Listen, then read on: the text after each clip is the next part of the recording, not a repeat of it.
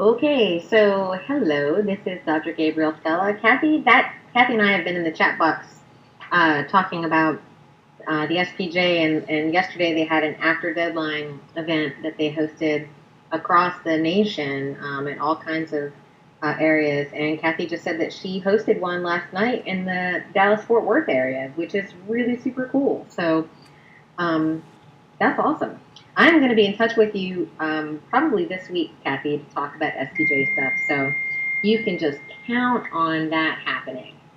But we are going to go ahead and get started. I imagine people will still continue to arrive and they'll come in late, but that's okay. We are going to record this webinar, so anyone who misses it tonight or misses the beginning of it can watch it on the spjashford.org website. This is the second in a series that is sponsored by the SPJ at Ashford student chapter called Chat with a Pro. It's a Chat with a Pro series. We just started it in 2016, and the idea is to have pros come and give little talks, little chats about something in the field that they do in the field of journalism, and to give students an opportunity to ask questions of the pros. So tonight we have with us Kate Cunningham. Kate teaches digital journalism at the University of New Mexico, where all of her classes include a focus on how journalists can use social media to improve their reporting. Kate spent about 15 years as a newspaper reporter before going into teaching, and she has a master's degree in digital journalism and design from the University of South Florida, St. Petersburg. So we're very, very grateful to Kate, and we're glad that she's here. And I'm just going to go ahead and hand it over to you, Kate. Okay, thank you so much, Gabriel, and thank you everyone for being here today. I'm really excited to talk to you about social media for student journalists, mostly because I think it's the most interesting part of journalism these days, right? We've never interacted as reporters with our audience in the way that we do today. So please ask your questions as we go. I'd be glad to take those as we go through the presentation or at the end.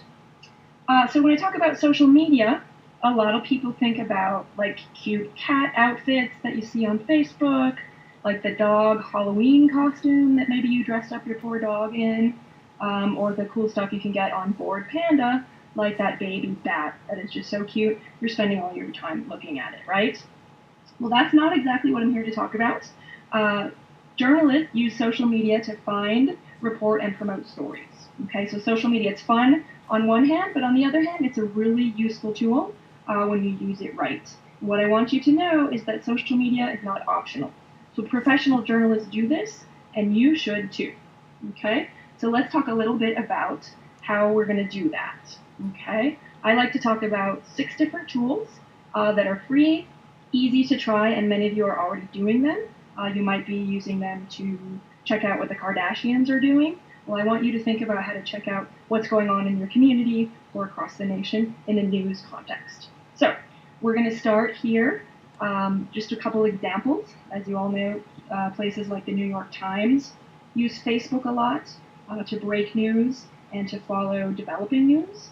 I'm hoping many of you are already sort of on that, following news organizations for big stories and little stories as well. Twitter is one of my favorites. It's kind of where I live. My students tease me that I'm always on Twitter. That's where they find me. That's where they interact with me and ask questions during class even. So I'm a big fan of Twitter. Just the immediacy of it is something I really like. And then Snapchat is something else we'll talk about. Snapchat, believe it or not, is a great place to find news. We'll look a little bit at the discover function of Snapchat, but it's more than like rainbow puking and crazy filters. So trust me on that, we're going to take a look. But the bottom line here is you cannot do journalism these days without social media. Even if you're covering the business beat or the sports beat, social media is part of every reporter's job out there. Okay? One interesting thing I like to do is to look at job titles for reporters these days. It's no longer like, hey, we need a person who can write about the city council for tomorrow's paper, right? It's people who have social media skills, and it's people who only do social media, right? These here on the screen are actual titles in news organizations. Okay, there's a Snapchat editor I met recently for Now This News. Like this person creates videos, right? Snapchat makes little shareable videos as a job. Like how cool is that, right? Social media manager, right? Somebody who dedicates their time to managing all of the social media platforms that a newspaper might use or an online news organization. Community engagement, community manager, even analytics editor, right? So people who know a little bit about the data behind social media, what makes a tweet popular, for example, or what makes people want to click on an update in Facebook. People, this is part of their job these days, right? So on one hand, it's part of every reporter's job, but on the other hand, there are jobs where you just do social media. I think that's really cool. I think these are journalism-related skills that you can take into other communication arenas. Okay? A couple of benefits of social media that I want to talk about. Okay, it is definitely the quickest way to get the word out. Right, we don't have to wait until tomorrow's newspaper hits the streets. Right, that seems almost silly and antiquated these days. Okay, so it's quick. It's actually really easy and fun to interact with readers and viewers. We'll talk about some of the ways you can do that, but it's never been this easy. And it's also a way to find a variety of voices, right? I think traditional newspapers maybe have quoted the city councilor and then the spokesperson for the mayor. But if you look now on Twitter, for example, at a city council meeting that's being covered well by a reporter, you're finding average citizens who may or may not even be in the audience at a city council meeting, who are contributing to the dialogue or to the overall journalism process. And so I like that about that. There's a diversity of folks out there that are easy to find on social media. I do want to talk briefly about the downsides. I think we need to be honest that there are some cons to social media.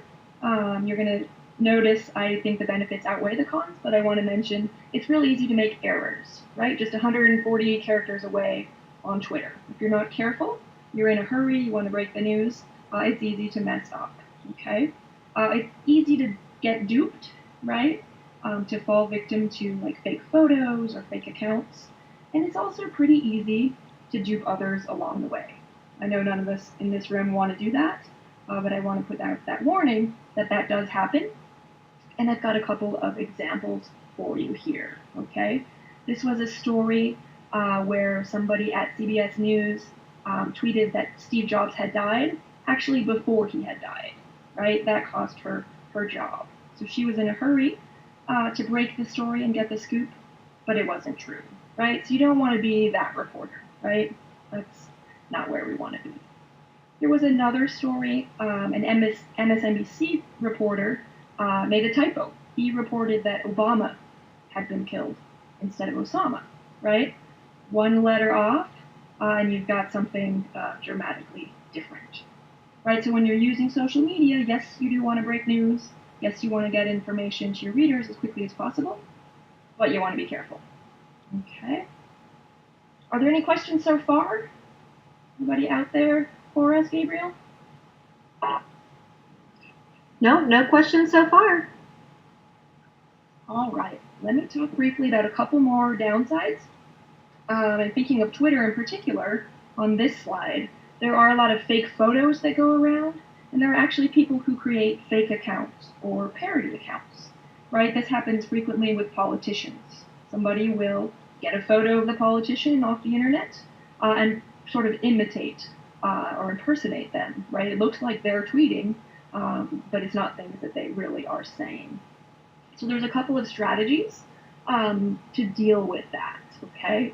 It really boils down to critical thinking, right? You want to be skeptical, right? Anybody can create an account, anybody can put a photo of anything these days. So in a journalism context, as a reporter, you want to think about social media in the same way that you would think about any other kind of source that you might use in a story, right? So if a source in person is telling you something that sounds a little fishy, you would check it out.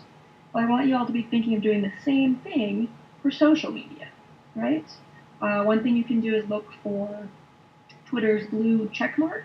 If you've ever noticed next to somebody famous, the president or somebody of high personal public standing, you'll notice a blue check mark. So they're verified by Twitter. Okay, that doesn't mean you should only quote verified people. Like, I'm not verified on Twitter, none of my friends are, right? But that's one way to know that a popular person is who they say they are.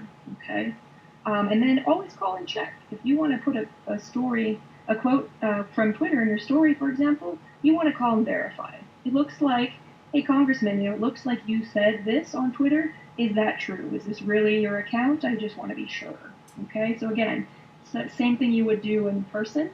You want to do that in social media to make sure that everything you're reporting is correct. Okay, here's a couple of fake photos, right? Excuse me. People were duped into thinking during one of the Superstorm Sandy events that this McDonald's inside was flooded. Right? If we look carefully, right, things don't quite look right. Okay, it turns out to be a Photoshop. So this wasn't true, but it was something that was retweeted a lot. Right? So as a reporter, critical thinking is key. Here's another one, right? This shark here in the middle of a road, right? Hopefully all of us sort of immediately, some alarm bells would be going off, right? But it did get retweeted, and it was out there.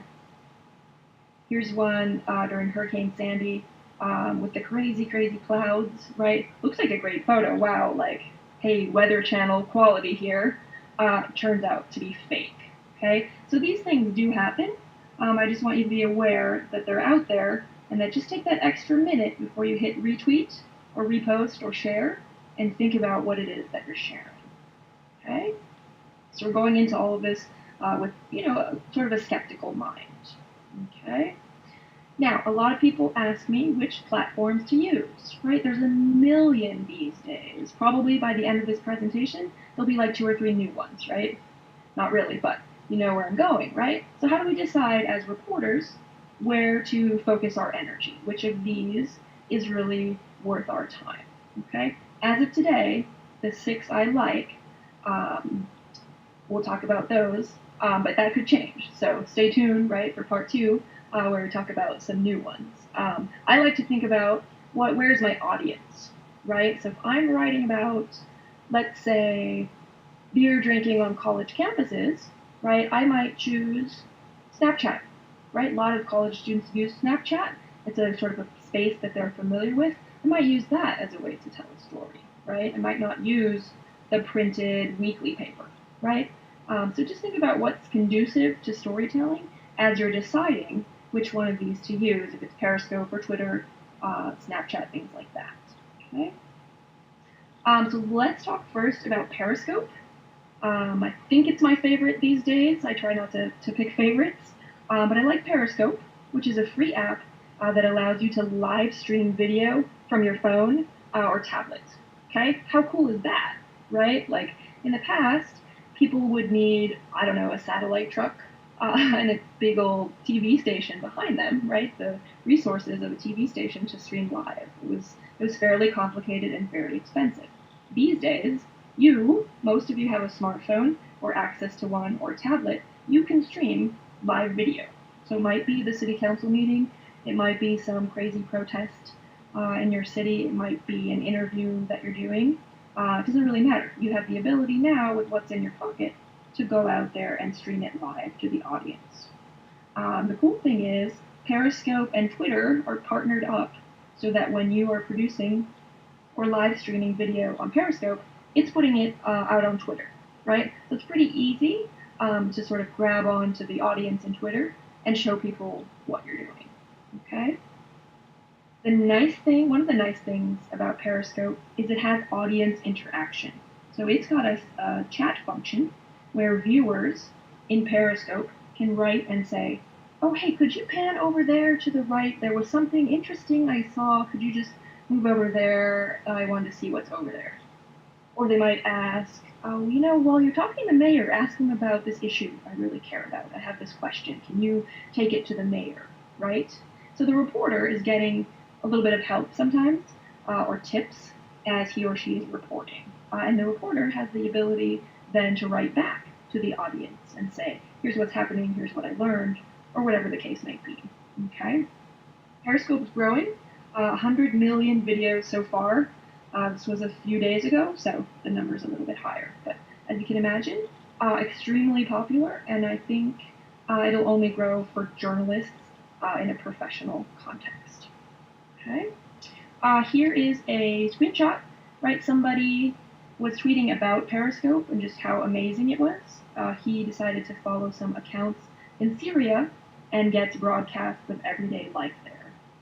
That's pretty cool, right? That's interesting. It gives us sort of a window into other people's worlds, right? You can go and see the sunset in Brazil, or someone hiking in Argentina, or whatever the case may be. So, very cool.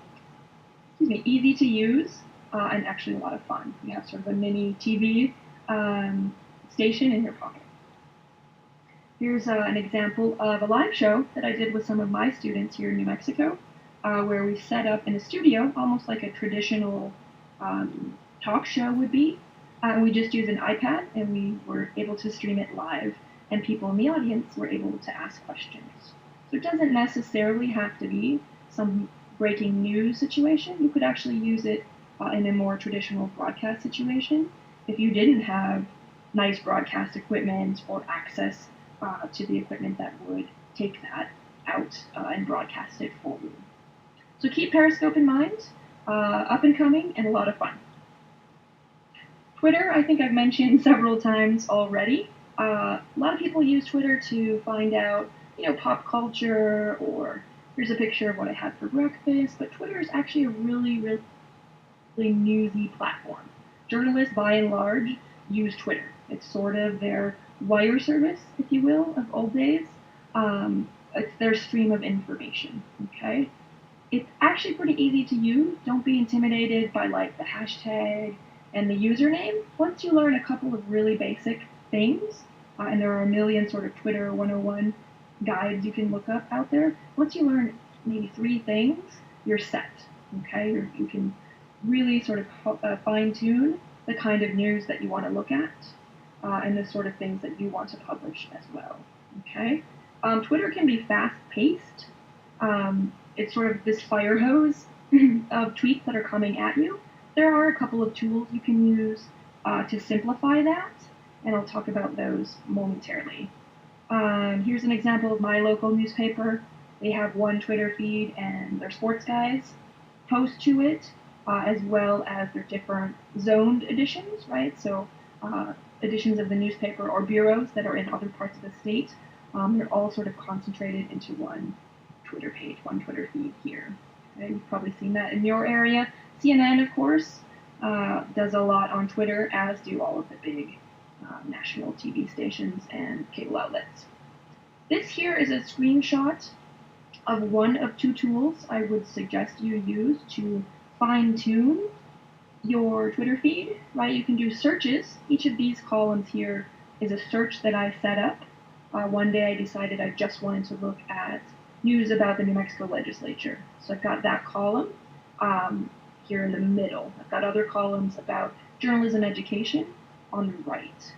This here is called TweetDeck, tweet like the tweet, and then deck, D-E-C-K. There's a newer one that people also use called Hootsuite, and that's H-O-O-T, like hoot like the owl, and then suite like the hotel room, right?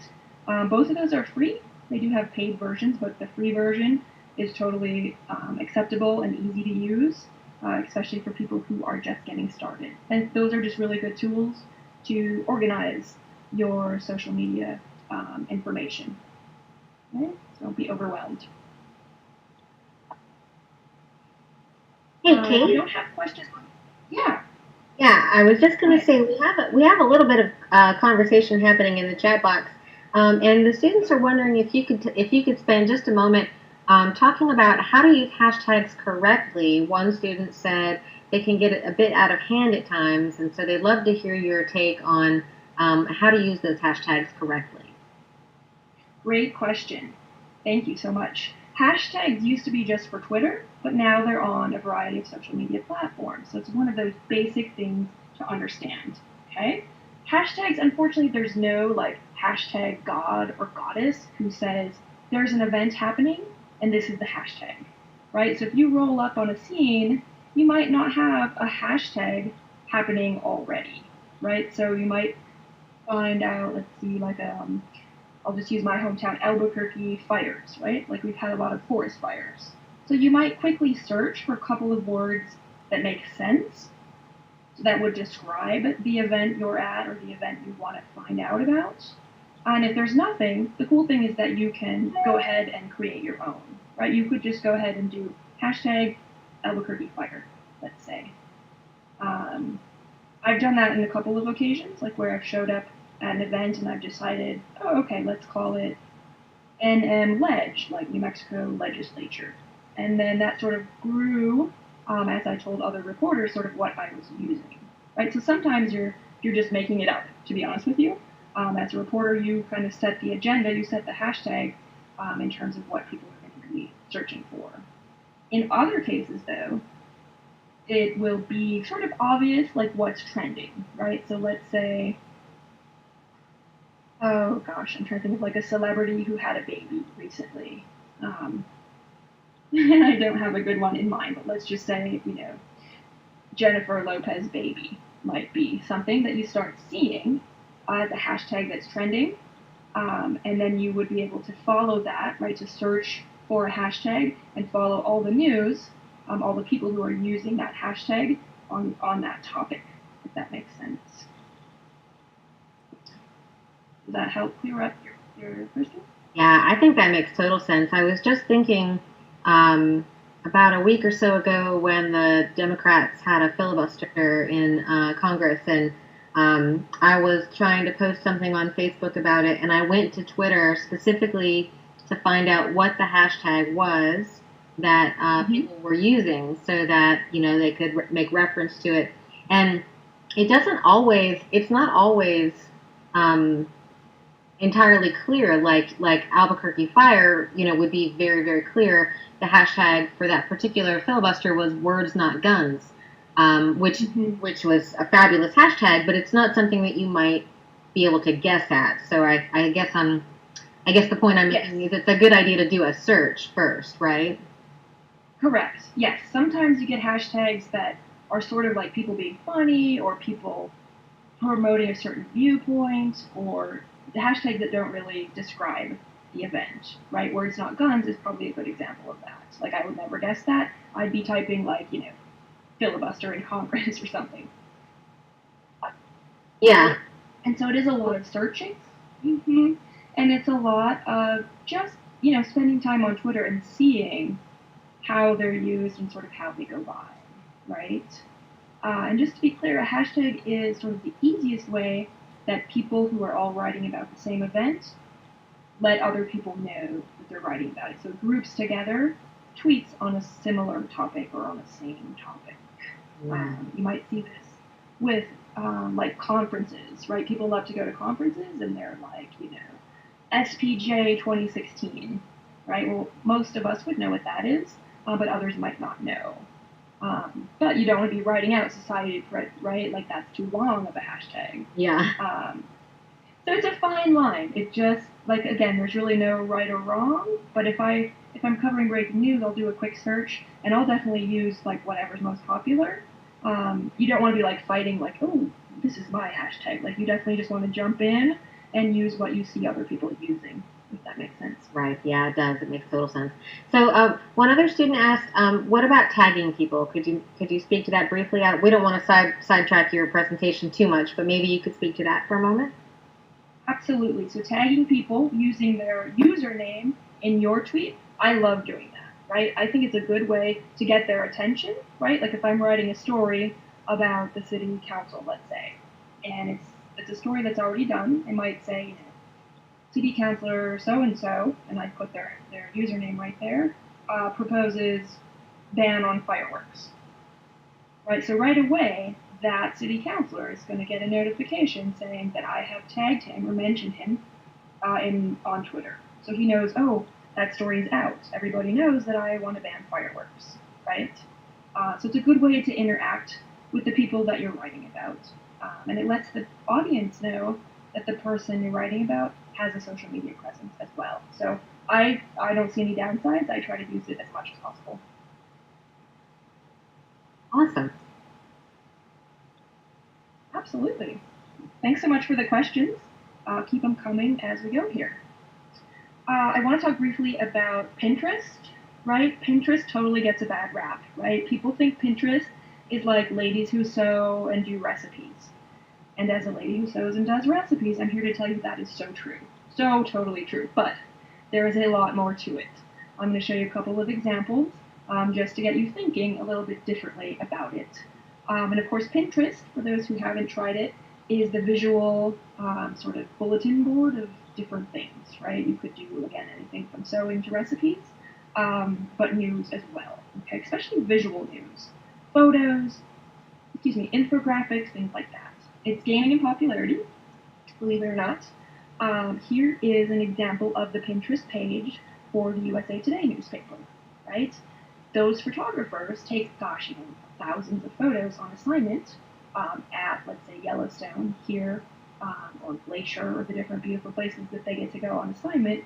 But usually one or maybe two would appear in print, maybe 4 or 5 would appear on the web in a gallery. And so they've got extra photos, and they decided one way to deal with that, or to show them off, is a Pinterest page. They've got a travel section here on Pinterest. So think about that if you have maybe students at your student newspaper or website or news organization that have extra photos. This is a cool way to show them off. Okay? You can link as well, which is nice because it could drive traffic to your site. Okay? Newspapers on Pinterest, you can do a search and find a wide variety, big, little, kind of all over the country. This was a newspaper in Mississippi, and it decided it was going to put, how you see like the wanted, like Crime Stoppers, or where they have the mugshots of people who are wanted. They put it on Pinterest, and they actually got more reports than they had been getting of like, oh, I saw that guy at the gas station on 7th Street, or whatever the case may be. And so I thought that was a really interesting use of that. I would have never thought of that, right? Like, again, it's not your like beautiful DIY, do-it-yourself kind of thing on Pinterest, but it's a novel use by a newspaper. All right, let's move on to my second favorite behind Twitter here, Snapchat, right? I'm guessing many of you in the room use Snapchat for fun, right? You're checking out like the Food Network, ESPN, that's cool, like Comedy Central, right? And for those who haven't used Snapchat, it's a really fun app that's based in sort of little videos, videos with text, okay? You can do that with your friends, share videos with your friends about you and what you're doing, but there's also this Discover section, which you see here on the screen, that has news organizations. So news organizations like CNN are out there producing stories just for Snapchat.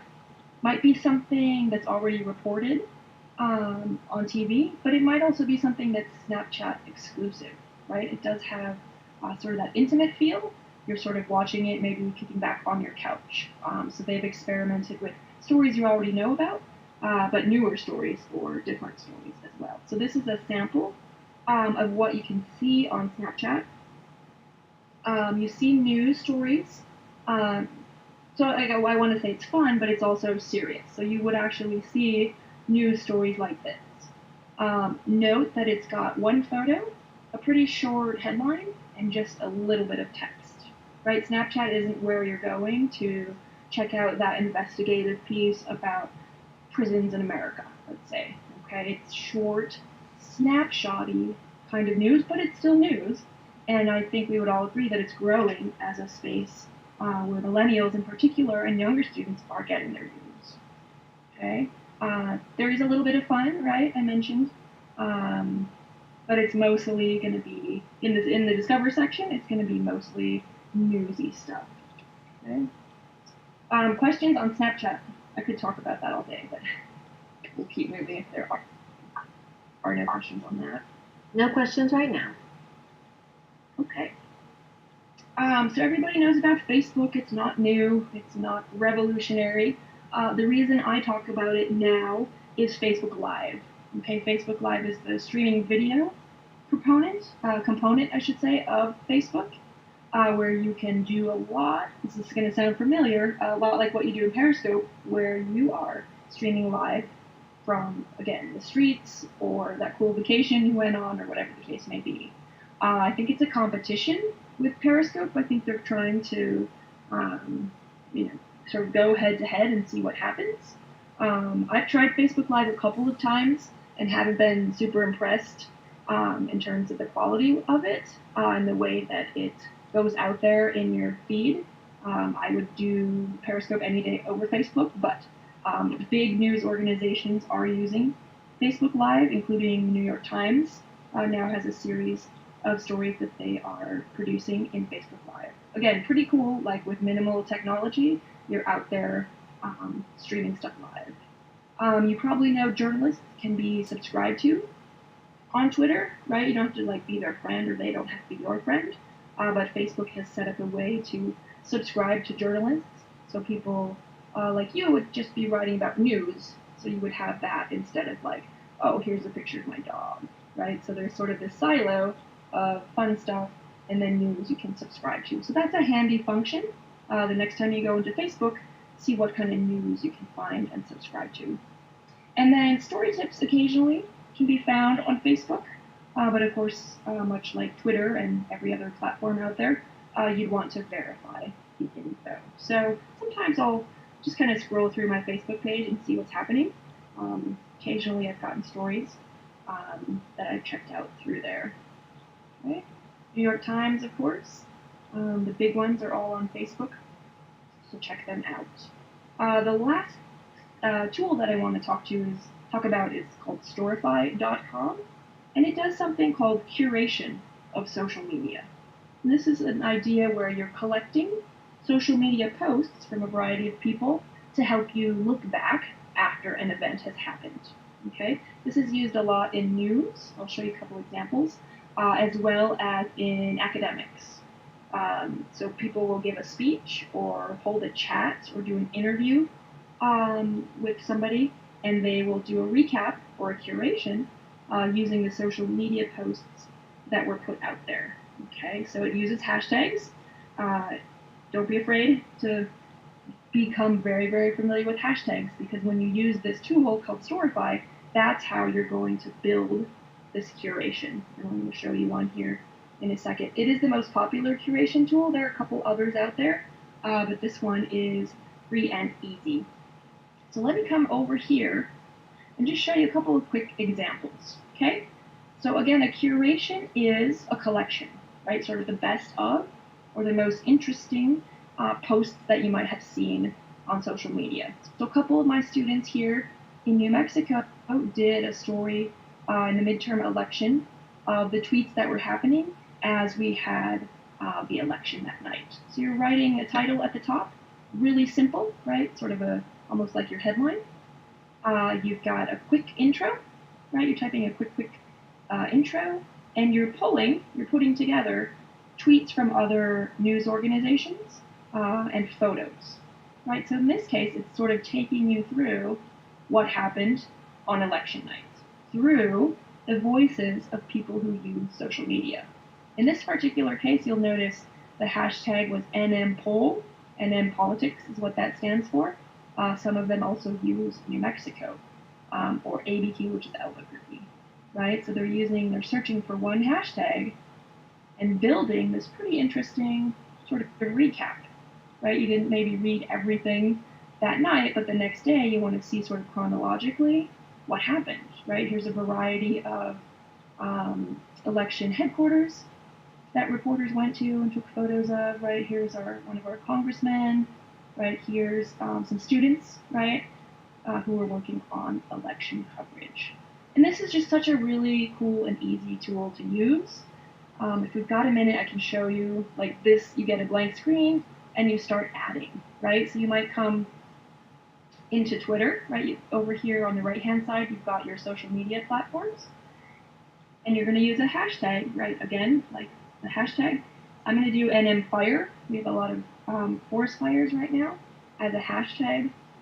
And it's going to pull up all of the tweets with that hashtag. All I need to do, and I hope this is big enough for you to see, but I'm just dropping and dragging tweets into this timeline that I want. So I go through and look, make sure there's nothing too wacky or crazy, and I'm able to come in here and say, and then this happened, right? I'm able to write quick sort of transitions in between different tweets, and I can build a story that way, right? So suddenly it's not me and my reporters, but it's everybody who has something to do with this fire that I'm able to show the world, right? I can add a headline, right? There are some fires, right? I can add photos, and I can add a description. It's really that easy. I mean, you would spend a little more time thinking about what you wanted to do and looking at the different social media platforms. But it's a super fun and easy tool to sort of sum up coverage, if you will. So, and I could talk about that all day, but we will move on. That's storify.com. It's available free, but you do need a Twitter account to get it working. That's all. Okay. All right, so a couple of things in closing that I want us to think about with all these fun tools, right? You want to be professional when you're working on behalf of a news organization, student media outlet, whatever the case may be. This isn't just because it's social media and it's a little more casual, you don't get to like make fun of people or things that you wouldn't do in person, right? No trash talk. You're not going to randomly retweet what people say, right? You're just going to take a minute and think about it. Is it professional? Is it true? Things like that that you would think about if you were writing a story in a more traditional format. Okay. One thing that I like to include under sort of the responsible use of social media category is interacting with your readers or your viewers, right? If somebody tweets at you asking about your story or where you got that information or something like that, don't ignore them, right? You wouldn't ignore them in person, so you want to engage them, right? Builds credibility, it builds trust, and I think it also builds a community of people who know, oh, I can tweet at whoever and find out what time that rally is downtown, right? So be active and be responsive to your audience. A lot of news organizations have rules for social media these days, so be sure to follow those. They vary widely, as you can imagine, but make sure you know what your company thinks about Snapchat or Twitter or Facebook Live or whatever the case may be before you go out on assignment. Okay? A lot of people ask me, should I have a work account or a professional account? I really think it depends on, are you a full-time reporter for a big news organization, or do you write one story a month for Student Magazine? Like, it really depends on if your whole identity is sort of wrapped up as a news person or it's something you do on the side.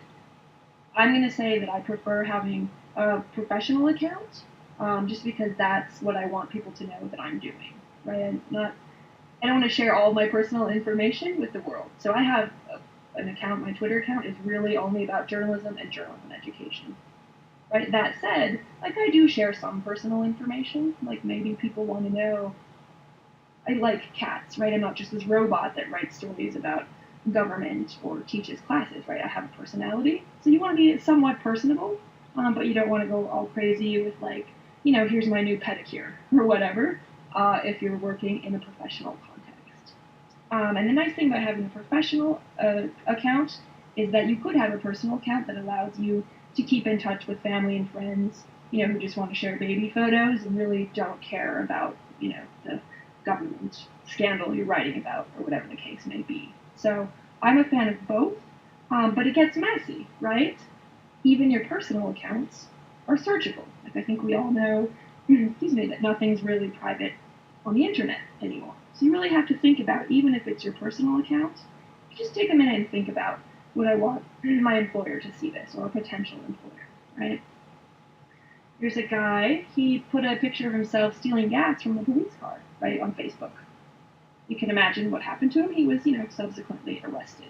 So people actually do these kinds of things, and organizations like the police actually look at social media. So, don't be this guy, right? This father and son were arrested after they posted this, like, pretty big pot plant photos on Facebook, right? Don't be that person, okay? All right. Here's what I want you to leave with, okay? Use the tools we just talked about, okay? All 6 of them, try them out. maybe just sign in and look around. Don't feel like you need to start tweeting everything you're doing, but look around, see how hashtags are being used, see how people are being tagged, see what kinds of things are being live streamed, just to get a feel for what's happening. Okay, go beyond like what the Kardashians are doing.